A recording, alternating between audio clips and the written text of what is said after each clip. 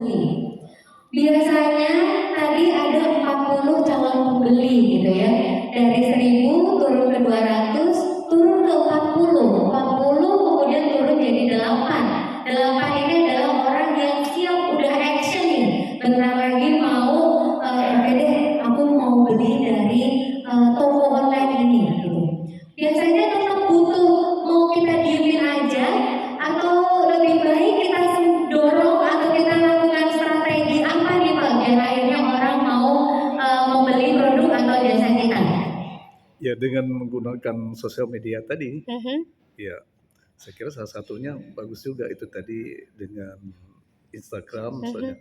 Bahkan sekarang ini TikTok itu. Betul. Dengan TikTok itu Ibu Ida Daya itu luar biasa lu ternyata Betul, ini betul. ya konsumen apa namanya itu Penjualannya ya. iya Followernya. ya. Nah betul. Nah satu sekarang yang paling baru ini adalah TikTok Shop gitu ya. Yang paling besar penjualannya tuh sekarang justru katanya teman-teman yang punya bisnis di bidang fashion misalnya atau kecantikan itu luar biasa penjualannya melalui TikTok. Nah tadi kembali lagi ke saat kita membuat orang akhirnya memutuskan untuk action membeli. Apa sih yang harus kita lakukan? Yang harus kita lakukan adalah kita mendorong mereka untuk melakukan pembelian. Karena biasanya, apalagi kalau di jasa, teman-teman di sini yang main wisata pasti udah paham banget. Kalau kita lagi ikut bidding gitu ya, pasti biasanya tinggal ada 2 aja nih pemainnya yang mau dipilih sama si calon klien.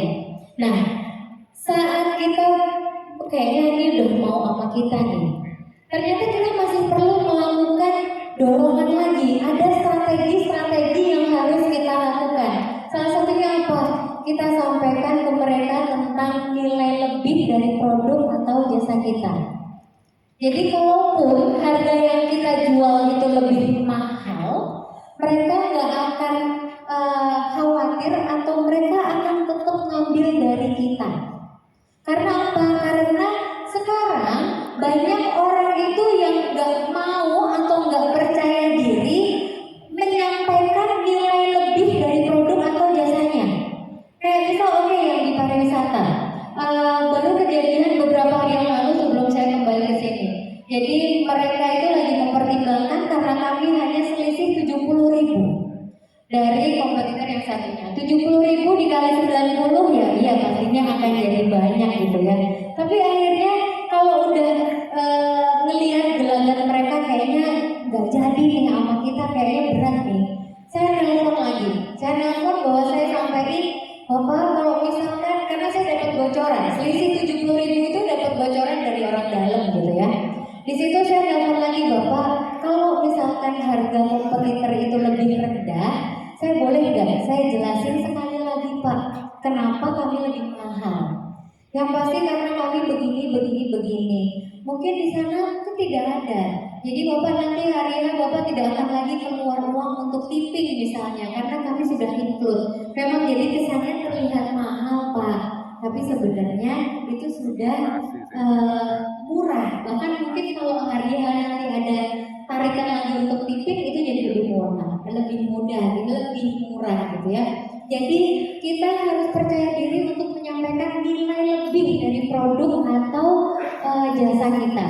Selanjutnya kasih promo. Ini penting ya di digital karena kan kalau di digital tuh nggak banyak ngobrol ya sama penyedia produk atau jasa. Jadi kalau misalkan ada promo itu penting banget. Jadi misal kami trip ke Jepang itu tinggal 7 seat lagi. Padahal itu udah sebentar lagi. Gimana ya caranya supaya trip ke Jepang ini laku? Padahal waktu kita udah tinggal belasan hari lagi. Bikin promo yang ada jangka waktunya. Misal khusus hari ini ada potongan diskon 1 juta. Nah itu penting dan itu bisa banget mancing orang untuk akhirnya memutuskan membeli. Jadi yang produknya tadi dimsum misal hari ini kalau ada pembelian dapat bonus ST misal.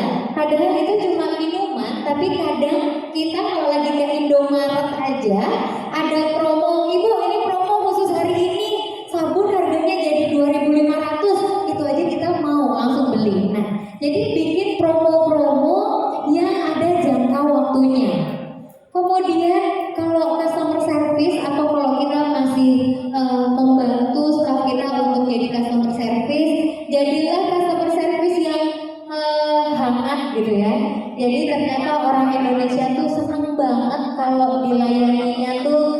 sambil kalau dibahasain misal tulisan tuh dibaca aja kadang udah kerasa.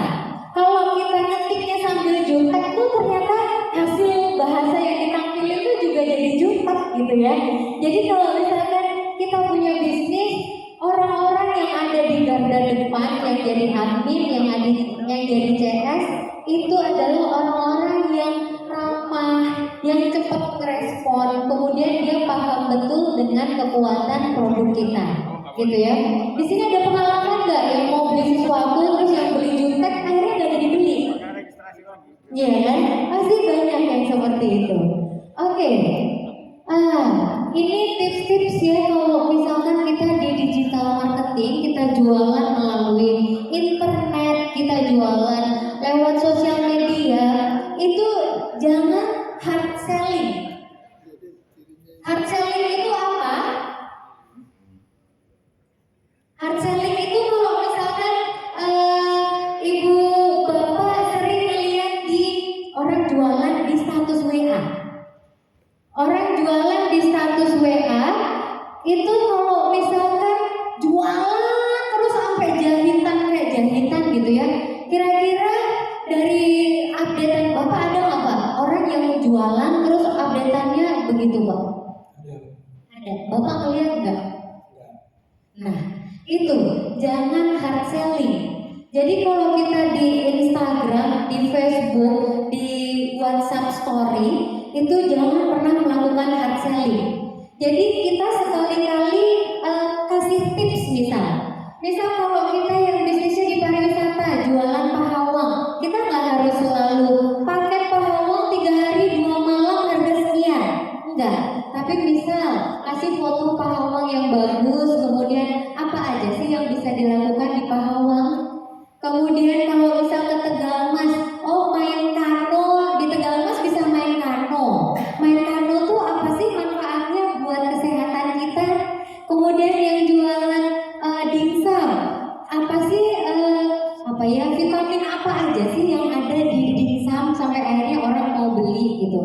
Nah, jadi kita harus variatif dan kreatif dalam membuat konten.